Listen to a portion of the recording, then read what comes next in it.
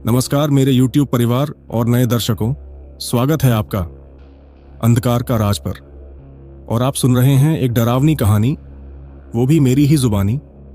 आज की कहानी मध्य प्रदेश के कटनी जिले के एक छोटे से गांव ब्रह्मपुर के रहने वाले एक शख्स की है, जिसका नाम सरोज है। तो चलिए अब इस किस्से को सरोज की जुबानी सुनते हैं। लेकिन शुरुआत करने से पहले मैं आप सबसे एक छोटी सी गुजारिश करना चाहता हूं। आप लोग कहानी तो बड़े ध्यान से सुनते हो, लेकिन लाइक और शेयर करना भूल जाते हो। इसी वजह से मेरी आपसे रिक्वेस्ट है कि आज की इस स्टोरी को जितना ज़्यादा हो सके उतना ज़्यादा लाइक करें। और हाँ, जैसा कि मैं हमेशा कहता हूँ, आपने अब तक बहुत सी डरावनी कहानियाँ सुनी होंगी, मगर मुझे पूरा यकीन है कि आज की हमारी यह कहानी आपको सच में डर का एहसास कराएगी। बस मेरी आपसे यही उम्मीद है कि अगर आप इसे आखिर तक सुनेंगे तो आपको भरपूर मज़ा आने वाला है। और अगर आप पहली बार हमारे चैनल पर आए हैं तो चैनल को सब्सक्राइब ज़रूर कर लीजिए। ऐसा करने से हमारी और आपकी दूरी कम होगी और आने वाले वीडियो आप तक आसानी से पहुंचते रहेंगे। तो अब बिना वक्त गंवाएं कहानी शुरू करते हैं। नमस्कार दोस्तों, मेरा नाम सरोज है और मैं मध्य प्रदेश के कटनी ज़िले के छोटे से गांव ब्रह्मपुर का रहने वाला हूं। आज जो किस्सा मैं आपसे साझा करने जा रहा हूं, वह सिर्फ कहानी नहीं है, बल्कि मेरी और मेरे दोस्त दीपक की जिंदगी की एक ऐसी सच्चाई है जो आज भी हमें हर पल डराती है। दरअसल मैं और दीपक दोनों एक ही गांव के रहने वाले हैं। इसी वजह से हमारे घर भी पास पड़ोस में ही हैं। बचपन से ही हम दोनों अच्छे दोस्त रहे हैं। खेलकूद, पढ़ाई लिखाई, सब कुछ हमने साथ साथ किया है। 10वीं तक की पढ़ाई हमने अपने गांव से ही पूरी की, लेकिन उसके बाद पढ़ाई छोड़कर अपने अपने परिवार की मदद करने लगे, क्योंकि हमारी आर्थिक स्थिति काफ़ी कमज़ोर थी और गुजारा बड़ी मुश्किल से चलता था। ऐसे हालात में पढ़ाई से ज़्यादा ज़रूरी हमारे लिए रोज़ी रोटी कमाना था। इसी तरह दिन गुजरते रहे और जैसे तैसे हम परिवार के साथ ज़िंदगी चला रहे थे। जब मेरी उम्र महज 18 साल की थी, तभी मेरी शादी कर दी गई, क्योंकि हमारे जैसे परिवारों में लड़के लड़कियों की शादी जल्दी कर देना आम बात थी। मेरी शादी 18 साल में हो गई और उसके अगले साल दीपक की भी शादी हो गई। लेकिन हमारी पत्नियां शादी के बाद भी 3-4 साल तक मायके में ही रहती थीं, क्योंकि हमारा गोना अभी नहीं हुआ था। शादी के बाद हमें पहली बार एहसास हुआ कि जिम्मेदारियां कितनी बढ़ गई हैं। परिवार का खर्च भी दिन ब दिन बढ़ रहा था। वहीं हमारे कच्चे घरों की हालत भी खराब होती जा रही थी, जिसकी वजह से मैं और दीपक दोनों परेशान थे। हम गांव और आसपास के इलाकों में मजदूरी करने जाते थे, लेकिन उससे सिर्फ 2 वक्त का खाना ही चल पाता था। जबकि हमारी चाहत थी कि थोड़ा ज्यादा कमाएं ताकि घर की हालत सुधर सके। इसी बीच हमारे गांव का ही एक लड़का था, पप्पू। उससे हमारी अच्छी दोस्ती थी और वो कानपुर में मजदूरी करता था। एक दिन फोन पर उससे बात हुई तो उसने बताया कि वहाँ काम भी अच्छा मिलता है और रहने खाने की सुविधा भी फ्री है। उसने कहा कि अगर तुम दोनों चाहो तो यहाँ आकर काम कर सकते हो। इससे घर का खर्च भी आसानी से चलेगा और नया घर भी बन सकेगा। ये सुनकर मैंने सोचा और पप्पू से कहा कि मेरे और दीपक के लिए कोई काम ढूंढ दे। उस वक्त मैं और दीपक यही सोच रहे थे कि काश ये काम हमें मिल जाए, जिससे घर की जिम्मेदारियों का बोझ हल्का हो सके। जब खाना और रहना फ्री है तो खर्च ही क्या बचेगा।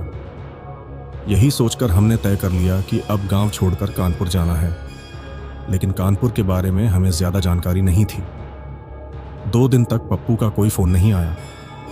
हम सोचने लगे कि शायद उसे हमारे लिए काम नहीं मिला, मगर 2 दिन बाद उसका फ़ोन आया और उसने कहा कि जहां वह खुद काम करता है वहीं हमें भी काम मिल जाएगा। उसने साफ कहा कि कल सुबह ही गांव से निकल जाना। ये सुनकर मैं और दीपक दोनों बेहद खुश हो गए। हमने तुरंत अपने घर वालों को यह बात बताई। घर में सबको लगा कि अगर 2 पैसे ज्यादा आएंगे तो हालात सुधर जाएंगे, इसलिए उन्होंने हमें जाने की इजाजत दे दी। लेकिन साथ ही चेतावनी भी दी कि पहली बार गांव से बाहर जा रहे हो तो सावधान रहना। रास्ते में कुछ भी हो सकता है, कोई धोखा भी दे सकता है। ये सुनकर हमने उन्हें भरोसा दिलाया कि चिंता की कोई बात नहीं है। कानपुर जाने की खुशी से हम दोनों फूले नहीं समा रहे थे, लेकिन हमें कहाँ पता था कि पप्पू से काम के लिए कहना और फिर वहाँ जाने की तैयारी करना हमारी ज़िंदगी की सबसे बड़ी भूल साबित होगी। अगले ही दिन हम कटनी पहुँचे और कानपुर जाने वाली बस पकड़ ली। उस वक्त हम दोनों बेहद उत्साहित थे कि शायद अब हमारे घर की तंगी खत्म हो जाएगी। यही बातें करते करते हम सफ़र कर रहे थे और हमारी बस कानपुर की ओर रवाना हो चुकी थी। धीरे धीरे समय बीत रहा था। शाम ढल चुकी थी और चारों ओर अंधेरा घिर आया था। वैसे उस दौर में गरीब आदमी के पास अपना मोबाइल फ़ोन होना किसी सपने जैसा था। बस अमीर या पढ़े लिखे लोग ही इसे रखते थे। गांव के बाहर बने टेलीफोन बूथ से ही हम कभी किसी से बात कर पाते थे। ऐसे में हमारे पास मोबाइल होना मुमकिन ही नहीं था। हम बस में सफ़र कर रहे थे, तभी हमने बगल में बैठे एक यात्री से समय पूछा। उसने बताया कि रात के 8 बजने वाले हैं। यह सुनकर हम अपने घर वालों की चिंता करने लगे कि वे हमारे बारे में क्या सोच रहे होंगे। हमने सोचा कानपुर पहुंचकर ही किसी टेलीफोन बूथ से उन्हें खबर देंगे। वैसे भी अभी पूरी रात का सफ़र बाकी था और सुबह 4 बजे तक हमें कानपुर पहुंचना था। लेकिन शायद किस्मत को कुछ और ही मंजूर था। जैसे जैसे बस आगे बढ़ती वैसे वैसे यात्रियों की संख्या घटती जा रही थी। हर चौक चौराहे पर, हर छोटे स्टैंड पर लोग उतरते गए, लेकिन नई सवारियां चढ़ी ही नहीं। करीब रात 10 बजे तक बस पूरी तरह खाली हो चुकी थी और बस में सिर्फ मैं और दीपक ही बचे थे। तभी बस सुनसान रास्ते पर पहुंचते ही अचानक रुक गई। यह देख हमारे होश उड़ गए। कंडक्टर और ड्राइवर दोनों नीचे उतरे। थोड़ी देर बाद लौट कर आए और बोले, बस खराब हो गई है, सुबह तक ठीक नहीं होगी। या तो हम बस में ही बैठे इंतजार करें या फिर यहां से करीब 2 किलोमीटर आगे चौराहे तक पैदल चले जाएं। वहां से आगे की बस मिल जाएगी। यह सुनकर हम घबरा गए। रात के 10 बज चुके थे, ऊपर से अनजान रास्ता, समझ ही नहीं आ रहा था क्या करें। लेकिन पूरी रात बस में गुजारना भी नामुमकिन था, क्योंकि हमें तो सुबह 4 बजे तक कानपुर पहुंचना था और पप्पू ने हमें बस स्टैंड पर मिलने को कहा था। आखिर हमने तय किया कि 2 किलोमीटर पैदल चलकर चौराहे से दूसरी बस पकड़ेंगे। यही सोचकर हम कंडक्टर द्वारा बताए रास्ते पर आगे बढ़ गए। चारों ओर गहरा अंधेरा था।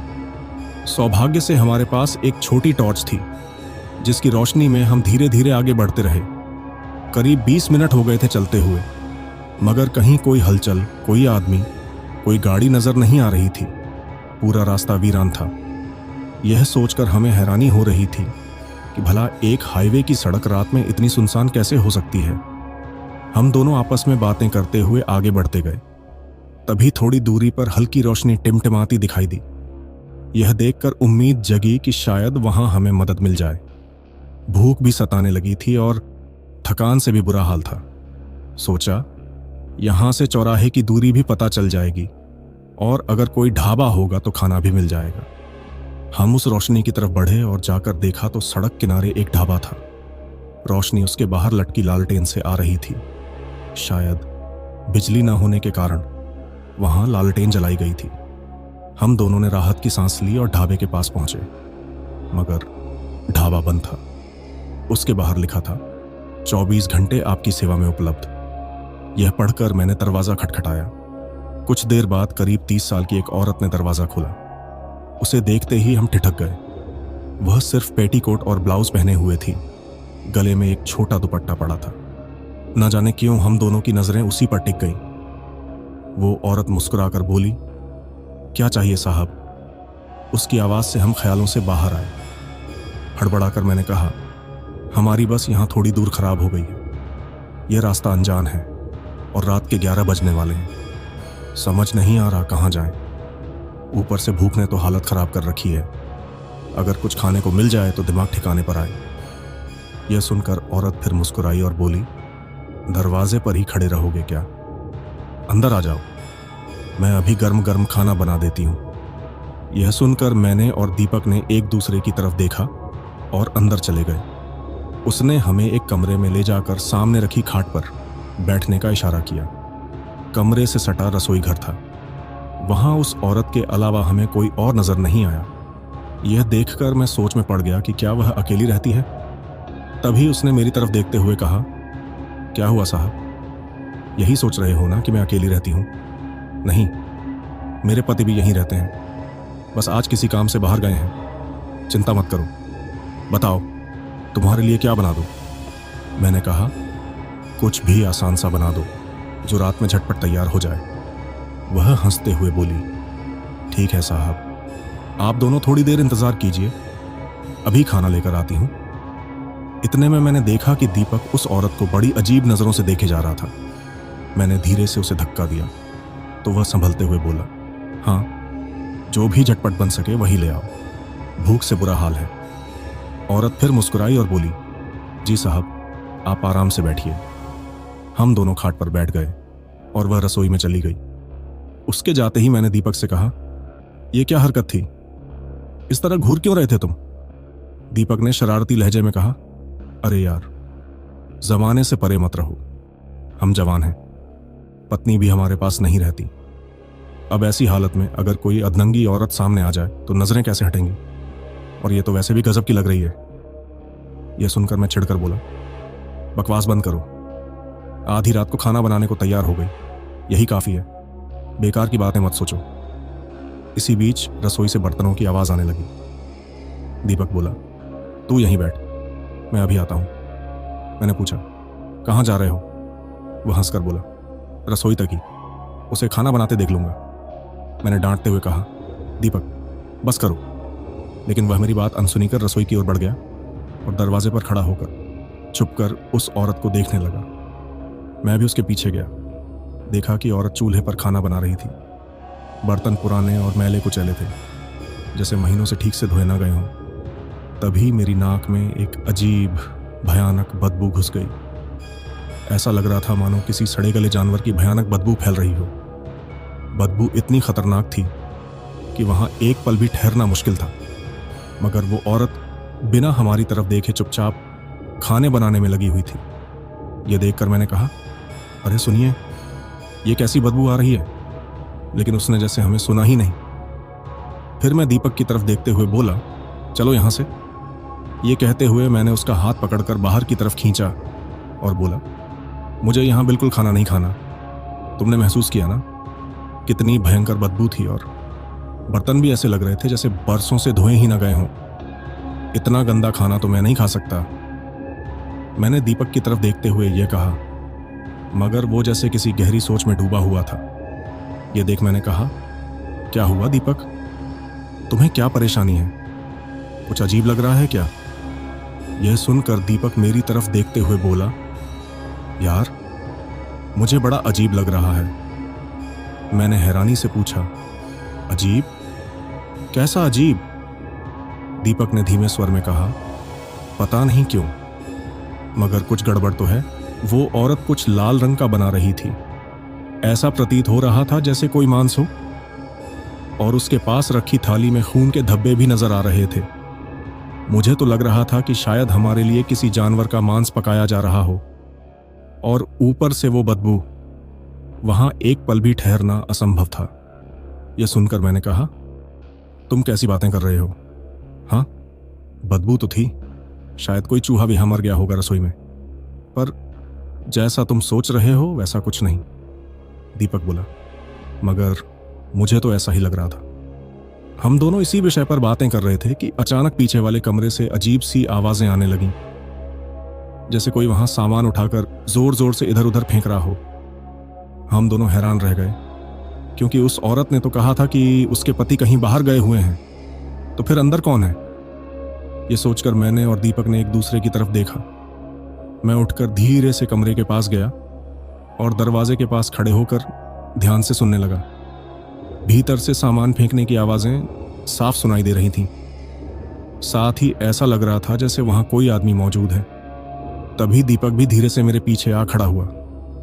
कमरे से आती आवाजें सुनकर हम दोनों एक दूसरे को हैरान होकर देखने लगे और सोचा कि इस कमरे को खोलकर देखना चाहिए।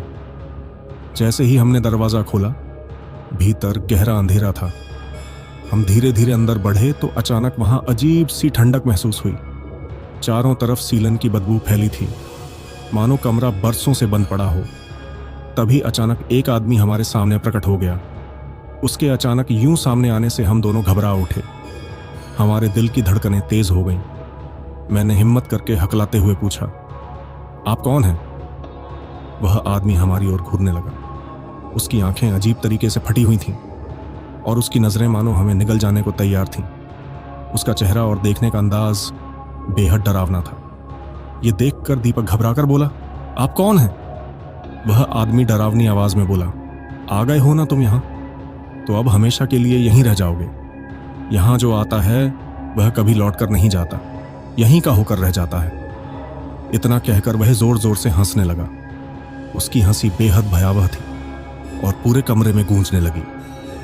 उसकी आवाज सुनकर हमारी रूह कांप उठी और दिमाग में सवाल उठने लगे कि आखिर इसका मतलब क्या है। तभी पीछे से वही औरत चिल्लाई, तुम दोनों यहां क्या कर रहे हो? हमने पीछे मुड़कर देखा तो वह औरत हमारे पीछे खड़ी गुस्से में हमें घूर रही थी। यह देखकर हम दोनों कमरे से बाहर आ गए। औरत ने तुरंत दरवाजा बंद किया और तमतमाए चेहरे से बोली, तुम्हारा खाना तैयार है। मैंने धीरे से कहा, माफ कीजिए, हमें आपकी इजाजत के बिना यह कमरा नहीं खोलना चाहिए था। दरअसल हमें अंदर से कुछ आवाजें सुनाई दे रही थीं तो हमने देख लिया। हमारी गलती थी। यह सुनकर औरत चुप रही, फिर बोली, खाना तैयार है, आकर खा लीजिए। मैंने कहा, ठीक है, मगर इस आदमी को आपने अंदर क्यों बंद कर रखा है? कौन है यह? आप तो कह रही थी कि आपके पति यहां नहीं है। वह बोली, ये मेरे रिश्तेदार हैं, इनके सिवा इसका दुनिया में कोई नहीं है। इनकी मानसिक हालत ठीक नहीं है, इसलिए हमें इन्हें कमरे में बंद रखना पड़ता है, वरना यह अपने पागलपन में कुछ भी कर डालते। ढाबे पर आने वाले लोगों को परेशानी नहीं होनी चाहिए, इसलिए हम ख्याल रखते हैं। उसकी बात सुनकर हमने विश्वास कर लिया और वापस अपनी जगह पर जाकर बैठ गए। उसने हमारे सामने खाना परोसा तो हमारी आंखें फटी रह गईं, क्योंकि खाना बेहद लजीज दिख रहा था। दीपक मुझे देखने लगा क्योंकि उसने पहले कहा था कि वह औरत मांस बना रही थी। खून तक देखा था, मगर यहां सामने दाल, रायता, पनीर, रोटी और सलाद रखा था। मैं सोच ही रहा था कि तभी औरत बोली, क्या हुआ? मैंने जवाब दिया, कुछ नहीं। वह झुककर हमें परोसने लगी तो दीपक लगातार उसे घूरता जा रहा था। औरत ने उसकी नजरें देखीं तो चेहरे पर अजीब सी मुस्कान आ गई। खाना परोसकर उसने कहा, खाइए। दीपक खाना खाने लगा, मगर उसकी नजरें औरत पर ही थीं। औरत अब भी रहस्यमय मुस्कान लिए खड़ी थी। मुझे याद था कि मैंने उसे खाना बनाते देखा था और उसी वजह से मेरा खाने का मन बिल्कुल नहीं था, मगर भूख इतनी तेज लगी थी और खाना दिखने में इतना लजीज था कि सोचा थोड़ा बहुत खा लेता हूं। जैसे ही मैंने पहला निवाला मुंह में डाला, उसका स्वाद बेहद अजीब और गंदा लगा। इतना घटिया कि मैं वह निवाला भी निगल नहीं पाया। तुरंत उठकर खिड़की के पास गया और बाहर झुककर उल्टी करने लगा। मुझे लगातार उल्टी हो रही थी। औरत पास आकर बोली, क्या हुआ? खाना अच्छा नहीं था क्या? मैंने संभलते हुए कहा, नहीं नहीं, ऐसा कुछ नहीं, बस लंबा सफर तय करके आए हैं ना, उसी वजह से उल्टी हो गई, और कुछ नहीं। यह कहकर मैं वापस बैठ गया, लेकिन मेरा खाना खाने का बिल्कुल मन नहीं था। मैंने दीपक की तरफ देखकर कहा, तुम खा लो, मैं नहीं खा पाऊंगा। दीपक ने मेरी ओर देखा और चुपचाप फिर से खाने लगा। तभी वो औरत मेरी तरफ घूरते हुए बोली, ऐसे कैसे मन नहीं है? मैंने इतनी मेहनत से खाना बनाया है और तुम्हें भूख भी लगी थी, तो खाना तो खाना ही होगा। यह सुनकर मैंने कहा, हाँ भूख तो थी, लेकिन उल्टी होने के बाद मन खराब हो गया यार, अब सच में मैं नहीं खा सकता। मेरे इतना कहते ही वह औरत गुस्से में चीख पड़ी, खाना ही होगा तुम्हें, जो मैंने बनाया है, सुना तुमने? उसकी आवाज इतनी डरावनी थी कि मैं एक पल को सहम गया और बोला, आपको पैसे चाहिए ना? आपको पैसे मिल जाएंगे, लेकिन खाना मैं नहीं खाऊंगा। मेरी बात सुनकर उसका गुस्सा 7वें आसमान पर पहुंच गया। वो मेरी ओर बढ़ने ही वाली थी कि दीपक तुरंत बोला, खाना सच में बहुत लजीज है। यह कहकर उसने मेरी प्लेट भी अपने सामने खींच ली और खाने लगा। औरत मुझे लगातार गुस्से में घूरती रही, फिर रसोई में चली गई। कुछ देर बाद वह पानी का गिलास लेकर बाहर आई। उधर दीपक ने कुछ ही देर में खाना खत्म कर दिया, लेकिन उसे देखकर लग रहा था जैसे वह किसी नशे में डूब गया हो। तभी अचानक मेरे सिर में जोरदार दर्द होने लगा। और दीपक भी सिर भारी होने की शिकायत करने लगा। मैंने घबराकर पूछा, क्या हुआ दीपक, ठीक तो हो ना? दीपक बोला, हाँ यार, बस थोड़ा सिर में दर्द है। तभी मुझे महसूस हुआ जैसे कोई हमारे पीछे खड़ा हो। मैंने झट से पलटकर देखा, लेकिन वहां कोई नहीं था।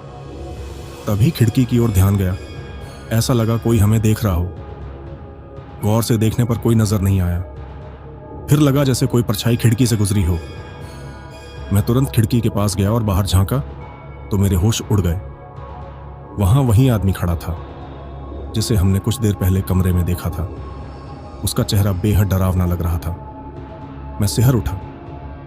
मन में सवाल उठा, अभी तो वह कमरे में था तो यहां कैसे आ गया? तभी पीछे से किसी ने मेरे कंधे पर हाथ रखा। मैंने घबरा कर देखा तो वही औरत थी। उसने कहा, तुम क्या कर रहे हो यहां? मेरे हाथ का खाना तुम्हें पसंद नहीं आया, पर रात काफी हो चुकी है, अब आराम कर लो। मैंने तुरंत कहा, नहीं, हम अब चलते हैं, आप चिंता मत कीजिए। यह सुनकर वह बोली, ऐसे कैसे चले जाओगे? इतनी रात को दूर दूर तक कोई साधन नहीं मिलेगा। रास्ते भी तुम्हें मालूम नहीं है, भटक जाओगे। बेहतर है यहीं रुक जाओ। उसकी बातें सुनकर मैं हैरान रह गया कि एक अकेली औरत अनजान लोगों को रुकने के लिए कह रही है। मेरी हैरानी देखकर उसने पूछा, क्या हुआ? मैं झेंपते हुए बोला, कुछ नहीं, लेकिन हम रुकेंगे नहीं, हमें जाना है। मैं बात पूरी करता उससे पहले ही दीपक मेरे पास आकर बोला, यार रुक जाओ ना। मैं उसे रोकने ही वाला था कि वह औरत उसके पास गई। उसके कंधे पर हाथ रखकर आंखों में देखते हुए बोली, रुक जाओ, यहां तुम्हें किसी तरह की तकलीफ नहीं होगी, जो चाहोगे मिलेगा। दीपक तुरंत बोला, आप बोलो और हम ना रुकें? ऐसा हो सकता है क्या? मैं कुछ कह पाता उससे पहले ही औरत दीपक को लेकर कमरे में चली गई। मैंने रोकने की कोशिश की, लेकिन किसी चीज से ठोकर खाकर गिर पड़ा। उधर वह औरत दीपक को कमरे में ले जाकर दरवाजा अंदर से बंद कर चुकी थी। दरवाजा बंद करते वक्त उसके चेहरे पर अजीब सी मुस्कान थी। मैं बेहद परेशान हो गया। मुझे दीपक की चिंता सताने लगी कि कहीं वह किसी मुसीबत में ना फंस जाए। गांव वालों से मैंने सुना था कि शहरों में कुछ औरतें लड़कों को जाल में फंसाकर उनसे सब कुछ छीन लेती हैं। यह सोचकर मैं घबराया और तेजी से दरवाजे तक पहुंचा। जैसे ही दरवाजा खोला, मेरी आंखें फटी रह गईं। जो नजारा सामने था उस पर यकीन करना मुश्किल था। दीपक पलंग पर लेटा था और वो औरत उसके चेहरे के बिल्कुल पास झुकी हुई थी। उसके बाल आगे लटक रहे थे। जैसे ही दरवाजा खुला, उसने गुस्से से मेरी ओर देखा। उसका भयानक चेहरा देखकर मेरा खून जम गया। मैं दीपक के पास भागा तो देखा उसकी गर्दन से खून बह रहा था। शायद वह चुड़ैल उसका खून पीने वाली थी, लेकिन मैं समय पर पहुंच गया। दीपक उस औरत को ऐसे देख रहा था जैसे वह कोई अप्सरा हो।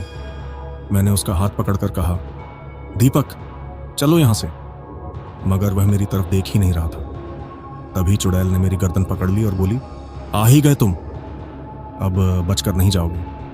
तुम दोनों हमेशा के लिए यहीं रहोगे, मेरे पास, हमेशा के लिए। ये कहते हुए वह जोर से हंसी। उसकी हंसी कमरे में गूंज उठी। उसके काले भयानक दांत और लंबी जीभ नजर आई। वह दीपक की गर्दन से बहते खून को चाटने लगी। मैं घबराकर उसकी तरफ बढ़ा ही था कि वह मुझ पर झपट्टी। मैंने झटपट साइड में होकर बचाव किया और दीपक के पास पहुंचकर उसे जोर जोर से झंझोड़ते हुए कहा, होश में आओ दीपक। तभी अचानक दीपक जैसे नींद से जागा। उसने मुझे देखा और फिर सामने चुड़ैल को देखकर कांप उठा। मैंने उसका हाथ पकड़कर कहा, चलो यहां से। हम दरवाजे की ओर बढ़े। तभी दरवाजा अपने आप बंद हो गया। चुड़ैल हमारे सामने खड़ी थी। उसी समय कमरे में जोर जोर से रोने, चीखने और हंसने की आवाजें गूंजने लगीं। आवाजें इतनी भयानक थीं कि लग रहा था कान के पर्दे फट जाएंगे। हम दोनों ने घबराकर कानों पर हाथ रख लिए। अचानक कमरे में ढेर सारी आत्माएं प्रकट हो गईं। वे सब बेहद डरावनी और भयानक आत्माएं थीं। उन्हें देखकर हम दोनों के होश उड़ गए। दीपक मेरा हाथ पकड़कर कांप रहा था और मेरी हालत भी उससे अलग नहीं थी।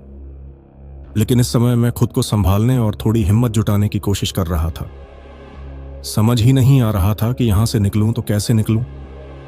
तभी उस चुड़ैल ने अचानक हाथ बढ़ाकर मुझे पकड़ लिया और जोर से दीवार से सटा दिया। फिर हाथ उठाकर नीचे पटक दिया। गिरते ही मुझे चोट लग गई और मैं दर्द से कराहते हुए एक कोने में पड़ा रह गया। ये देख दीपक बहुत घबरा गया और डर के मारे वहीं खड़ा होकर बस मेरी तरफ देखता रह गया। तभी कमरे में मौजूद बाकी लोग धीरे धीरे मुझे घेरने लगे और जोर जोर से हंसने और रोने लगे। ये मंजर देखकर मेरी आंखों के सामने अपनी मौत साफ साफ नजर आने लगी। अब मुझे पूरा यकीन हो गया कि अब दुनिया की कोई ताकत मुझे बचा नहीं पाएगी। मैं सोच रहा था कि अब मेरी मौत तय है। तभी उस चुड़ैल ने दीपक की तरफ नजरें घुमाई।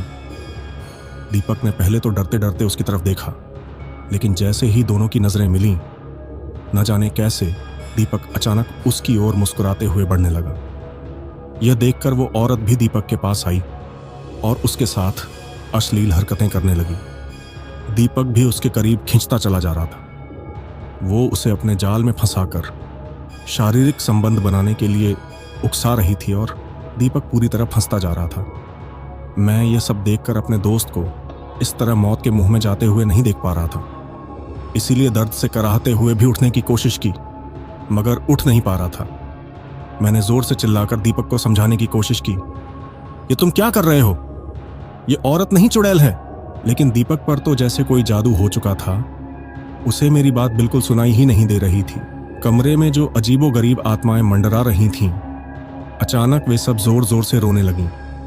गौर से देखा तो वो सब आत्माएं आदमियों की थीं, उनमें एक भी औरत नहीं थी। तभी मुझे समझ आया कि यह चुड़ैल सिर्फ मर्दों को ही अपना शिकार बनाती है। अचानक उस औरत ने दीपक को जोर से धक्का दिया और वह पलंग पर गिर पड़ा। वो चुड़ैल उसकी तरफ बढ़ ही रही थी कि तभी अचानक कमरे का दरवाजा खुला। हमारी नजर उधर गई तो देखा कि एक बुजुर्ग खड़ा था जिसके हाथ में रुद्राक्ष की माला थी।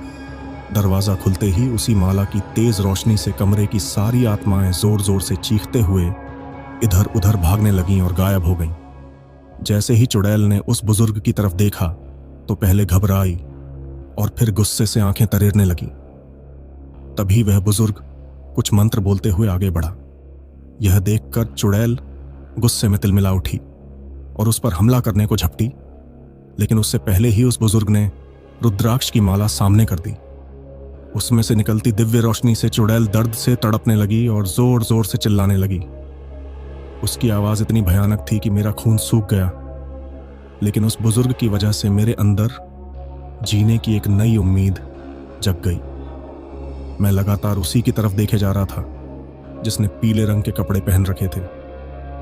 इतने में दीपक भी होश में आया और भागकर मेरे पास आ गया। कुछ ही देर में वो चुड़ैल चिल्लाते हुए वहां से गायब हो गई। तब वह बुजुर्ग हमारी तरफ देखते हुए बोला, चलो यहां से तुरंत निकलो, वरना तुम्हारी जान फिर खतरे में पड़ जाएगी। मेरे साथ चलो। ये कहकर वो हमें बाहर ले गया। उस वक्त मैं और दीपक अपनी जान बचाने के लिए घबराते हुए उसके साथ भागते चले गए। हमने पीछे मुड़कर उस ढाबे की तरफ देखने की हिम्मत भी नहीं की, लेकिन जैसे ही हम ढाबे से बाहर निकले, भीतर से बहुत भयानक चीख पुकार सुनाई देने लगी। हम बिना रुके भागते रहे और थोड़ी दूरी पर पहुंचे तो वहां एक मंदिर था। बुजुर्ग हमें वहीं लेकर आया। उस वक्त हमारी हालत इतनी खराब थी कि सांसें टूट रही थीं। मंदिर में पहुंचते ही उसने हमें आश्वासन दिया, घबराओ मत, वो बुरी आत्मा यहां तक नहीं आ पाएगी। यह सुनकर हमारी जान में जान आई, लेकिन दिमाग में अभी भी वही डरावना मंजर और चुड़ैल की शक्ल घूम रही थी। हमें घबराता देख वो बुजुर्ग बोला, अब चिंता मत करो, कुछ नहीं हो, बैठो यहां। यह कहकर उसने हमें अपने पास बैठा लिया। तभी मैंने देखा कि दीपक की गर्दन पर चुड़ैल के खून चूसने का हल्का सा निशान था, जो मेरी वजह से अधूरा रह गया था, वरना वो उसका पूरा खून चूस लेती। उसकी गर्दन से खून बह रहा था और वो दर्द से कराह रहा था। यह देखकर बुजुर्ग ने घाव को गौर से देखा और गंभीर आवाज में बोला, आज तो किस्मत अच्छी थी तुम्हारी, लेकिन भूलकर भी इस रास्ते पर मत आना, वरना वो चुड़ैल तुम्हें पहचान लेगी और खासकर तुझे तो कभी नहीं छोड़ेगी, क्योंकि तेरे खून का स्वाद वह छक चुकी है। रात में तो यहां से गुजरने का ख्याल भी मत करना, वरना उसकी काली शक्तियां तुझे खींच कर ले जाएंगी। यह सुनकर मैं और दीपक सिहर उठे। मैंने डरते हुए कहा, बाबा, आपका बहुत बहुत धन्यवाद। आपने हमारी जान बचाई, वरना तो हमने जीने की उम्मीद ही छोड़ दी थी। आप हमारे लिए भगवान बनकर आए। यह सुनकर वो आसमान की ओर देखते हुए बोला, मैं तो भगवान का एक छोटा सा सेवक हूं। अगर उसकी कृपा से किसी की जान बच जाए तो इससे बड़ा सौभाग्य और क्या होगा। इसके बाद वो हमारे साथ कुछ देर बैठकर बातें करने लगा। दीपक का दर्द और जलन बढ़ती ही जा रही थी। उसे तो खुद भी होश नहीं था कि उसकी गर्दन पर ये निशान कब और कैसे बने। तभी बुजुर्ग ने कुछ औषधि तैयार करके घाव पर लगाई। मैंने हिम्मत करके पूछा, बाबा, ये सब क्या था? हमारे साथ जो हुआ उसका मतलब ही समझ में नहीं आ रहा। इस पर बुजुर्ग गंभीर होकर बोला, आज तो किस्मत ने साथ दिया और मैं समय पर पहुंच गया, वरना थोड़ी सी देर और होती तो तुम्हारी मौत तय थी। वो चुड़ैल तुम्हारा खून पीकर अपनी उम्र बढ़ा लेती और हमेशा जवान रहती, साथ ही तुम्हें अपने मोह पाश में फंसाकर तुम्हारे साथ शारीरिक संबंध बनाकर अपनी इच्छा पूरी करती। यह सुनकर मैं कांप उठा और घबराते हुए पूछा, चुड़ैल? तो बाबा बोले, हाँ, वो रुक्मा चुड़ैल है, बरसों से वहीं भटक रही है और वहीं ढाबा उसका है। यह सुनकर मैंने कहा, लेकिन वो तो औरत लग रही थी। इससे पहले ही बाबा बोल पड़े, वो औरत नहीं चुड़ैल है और इसके पीछे एक पूरी कहानी है। मैंने घबराते हुए पूछा, कौन सी कहानी बाबा? तब वो बोला, कुछ साल पहले यहां सच में एक ढाबा हुआ करता था। पति पत्नी मिलकर उसे चलाते थे। राहगीरों को खाना खिलाते और अगर किसी को देर हो जाती तो उसे अपने यहां रुकने की जगह भी दे देते। खासकर वो आदमी बहुत दयालु था, लेकिन वह औरत बड़ी चालाक थी। जब भी रात को कोई आदमी उनके यहां रुकता तो वह अपने पति को दूध में नींद की गोली मिलाकर पिला देती और फिर उस आदमी को अपनी तरफ खींचकर उसके साथ शारीरिक संबंध बनाती और उसके बदले में उससे रुपए लेती थी। उसका पति इन बातों से अनजान था, यहां तक कि जब पति को कभी बाहर जाना पड़ता तो वह औरत उसकी गैर मौजूदगी का पूरा फायदा उठाती और इस दौरान उसके कई मर्दों से नाजायज संबंध बन गए। यही कारण था कि वे लोग अक्सर उस ढाबे पर आने लगे। ये सब देखकर उसके पति को शक हुआ। एक दिन उसने दूध नहीं पिया और सच जानने के लिए सोने का नाटक किया। तभी रात को वे आदमी आए जिनसे उसकी पत्नी के रिश्ते थे। मौके पर पति ने उन्हें रंगे हाथ पकड़ लिया और खूब झगड़ा हुआ। आसपास के लोग भी इकट्ठा हो गए थे। बड़ी मुश्किल से मामला शांत कराया गया, मगर रात को फिर से पति पत्नी में झगड़ा हुआ और गुस्से में पति ने पास रखा चाकू उठाकर पत्नी की जान ले ली। अगले ही दिन वह पुलिस स्टेशन गया और खुद को पुलिस के हवाले कर दिया। उसका नाम रहीम था और जेल में ही उसकी मौत हो गई। लेकिन उसकी पत्नी रुकमा को मरने के बाद भी शांति नहीं मिली। वह आज भी अपने गुनहगार पति को तलाश रही है। उसी के साथ वह रात को छलावा करती है, राहगीरों को ढाबे पर रोक लेती है और जिन लोगों को पहले शिकार बनाया था उनका पकाया हुआ मांस खाने के लिए परोसती है। सामने वाले को खाना बहुत स्वादिष्ट लगता है, लेकिन उसे खाते ही वह पूरी तरह चुड़ैल के जाल में फंस जाता और उसके इशारे पर नाचने लगता। इसके बाद वह उसे कमरे में ले जाकर शारीरिक संबंध बनाती और फिर उसका खून चूस कर जान ले लेती। आज हमारे साथ भी यही होने वाला था। यह बताते हुए बुजुर्ग आदमी ने मेरी तरफ देखा और बोला, मैं भगवान भोलेनाथ के इस मंदिर में ही रहता हूं। उनकी कृपा से अब तक उस चुड़ैल से बचा हूं। कोशिश करता हूं कि कोई गलती से यहां ना भटके और उसका शिकार ना बने। इसलिए रात में कभी कभी सड़क पर घूमने निकल जाता हूं।